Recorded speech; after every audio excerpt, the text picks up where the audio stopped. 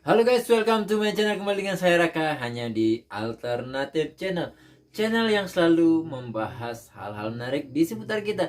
Dan di video kali ini saya ingin membahas tentang banyak hal yang dialami oleh para kreator. Terutama ini adalah para kreator kecil atau para kreator yang channelnya baru dimonetisasi. Dan kenapa saya membuat video ini, karena dulu ya, pertama kali atau awal-awal channel ini dimonetisasi, saya juga mengalami hal tersebut, yaitu pengurangan atau estimasi dolar di analitik itu hilang ataupun menurun. Nah, di sini saya ingin menjelaskan, bukan secara mendetail, bukan ini belum tentu juga valid, namun ini yang bisa saya pelajari lewat analitik dan oleh para kreator yang lain yang sudah membuat video ini.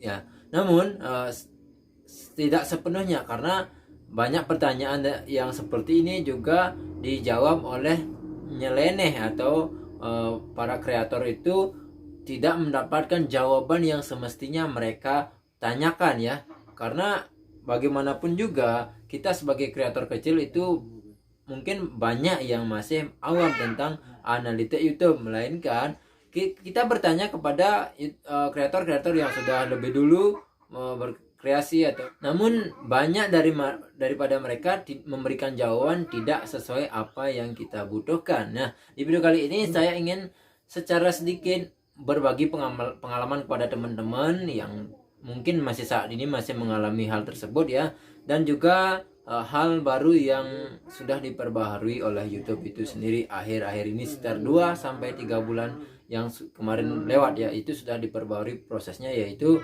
proses pemfilteran iklan ya, iklan yang valid dan iklan yang tidak valid. Nah, di sini di awal channel ini dimonetisasi juga mengalami pendapatan atau estimasi pendapatan yang menurun di YouTube Creator Studio atau YouTube Analytics. Nah, saya awalnya memang bingung, dan saya saat itu ya mencari berbagai informasi dari kreator-kreator kecil dan juga di website. Namun pada saat itu saya tidak menemukan jawaban yang pasti ataupun tidak menemukan jawaban yang benar-benar saya tanyakan, karena yang mereka jawab itu adalah hal yang mungkin semua orang tahu ya.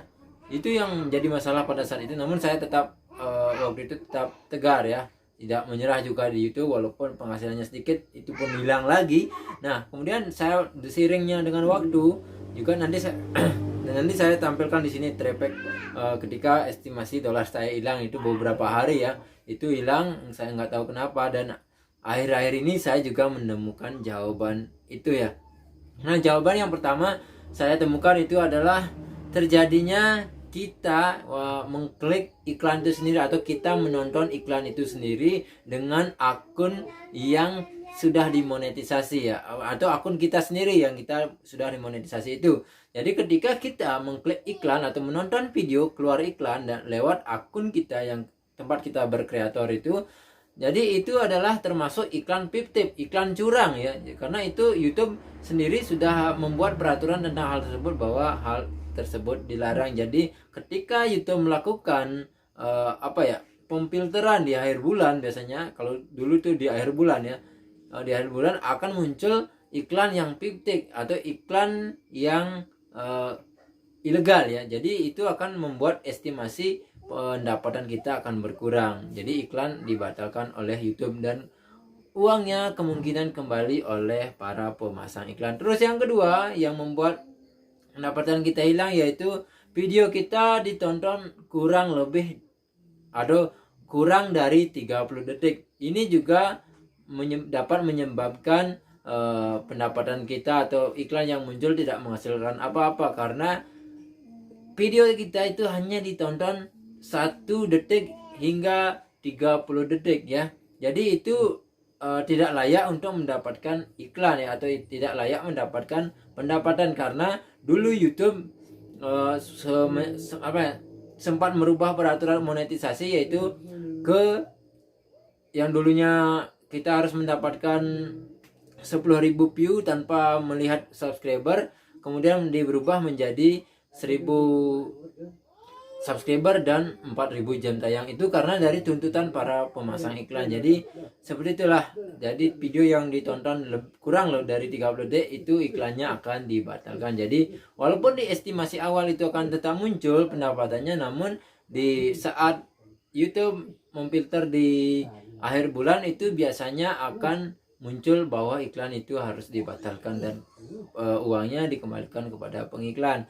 Terus yang ketiga, ini sebenarnya jawaban-jawaban yang dulu itu diberikan, menurut saya ini kurang relevan sih dijawab oleh para kreator. Namun saya perlu juga jelaskan di sini ya.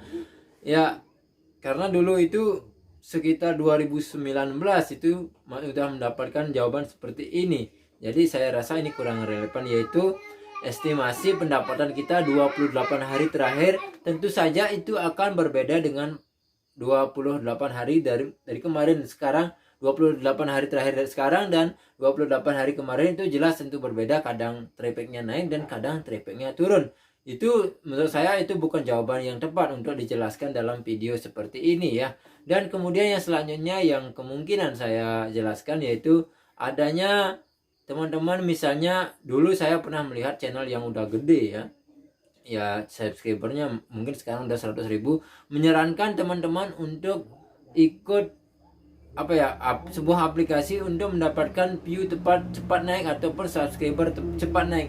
Saya rasa ini pada kreator yang padahal channelnya itu dalam bentuk kreator untuk tutorial nge-YouTube ya. Jadi saya rasa itu tidak relevan untuk dijadikan konten untuk menambah untuk mengajarkan atau memberi informasi kepada teman-teman kreator baru agar mendapatkan view yang banyak. Nah, ketika teman-teman mengikuti cara itu, ketika channelnya sudah dimonetisasi, kita mendownload aplikasi agar orang-orang itu agar video kita itu banyak view. Jadi atau membeli view juga itu mungkin estimasinya awalnya masuk ya, nanti di akhir bulan atau biasanya ketika YouTube itu melakukan filter video atau filter pendapatan, itu biasanya itu akan muncul daripada iklan yang ilegal. Jadi estimasinya tetap akan dikurangi. Semua itu nggak ada gunanya karena YouTube sudah tahu sendiri ya.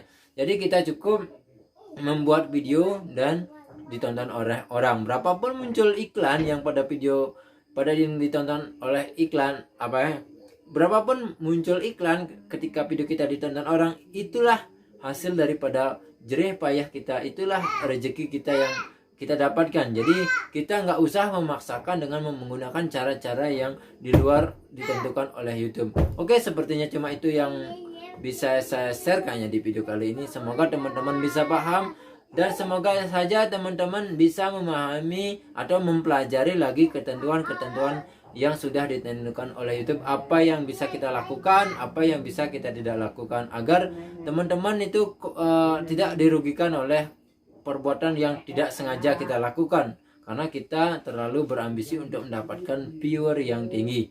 Oke, jadi kita juga jaga channel kita agar lebih aman, dan hal-hal yang ada channel yang sudah kita bangun dengan susah payah, dengan cara begadang ataupun dengan menguras waktu juga, itu hati-hati teman-teman, channelnya bisa di-banned ya. Jadi kita gunakan atau bekerja sebagai kreator dengan mengikuti arahan daripada ketentuan-ketentuan oleh YouTube itu sendiri. Oke, terima kasih sudah menonton. Semoga video ini bermanfaat. Like jika suka dan dislike jika tidak suka. Sampai bertemu di video selanjutnya. Yuk.